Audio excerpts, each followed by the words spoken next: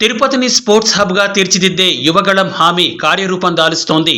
తిరుపతి, చిత్తూరు జిల్లాలో ఏడాదిలో 35 కోట్లకు పైగా నిధులు కేటాయించగా తాజాగా ఎన్టీఆర్ స్పోర్ట్స్ కాంప్లెక్స్ ను మంత్రి నారా లోకేష్ ప్రారంభించారు.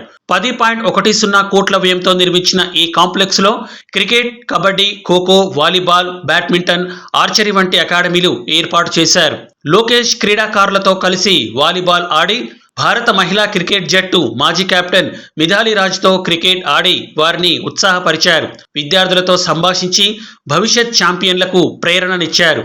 అంతకుముందు శ్రీనివాస స్పోర్ట్స్ కాంప్లెక్స్ లో 5.35 కోట్లతో కర్ణం మల్లీశ్వరి వెయిట్ లిఫ్టింగ్ అకాడమీ, 200 మంది క్రీడాకారులకు వసతి సదుపాయం నిర్మాణానికి మంత్రి శంకుస్థాపన చేశారు. 30 లక్షలతో జూనియర్ బాక్సింగ్ రింగ్ ప్రారంభించారు. గూడూరు నియోజకవర్గం కోటలో 2.31 కోట్ల వ్యయంతో ఎన్టీఆర్ క్రీడా వికాస కేంద్రం, సూళ్లూరుపేటలో 2.70 కోట్ల వ్యయంతో క్రీడా వికాస కేంద్రం నిర్మాణానికి మంత్రి శంకుస్థాపన చేశారు. ఈ కార్యక్రమంలో ఏపీ రవాణా, యువజన, క్రీడల శాఖ మంత్రి మండిపల్లి రాంప్రసాద్ రెడ్డి, జిల్లా ఇన్ఛార్జ్ మంత్రి Anagani Satyaprasad, SAAP chairman Arimini Ravi Naidu, Chittoor MP Daggumalla Prasada Rao, ఇతర నాయకులు పాల్గొన్నారు. ఈ ప్రాజెక్టులు తిరుపతి క్రీడా సంస్కృతికి కొత్త ఊపిరి నింపుతూ భవిష్యత్ క్రీడాకారులను తీర్చిదిద్దడంలో కీలక పాత్ర పోషించనున్నాయి.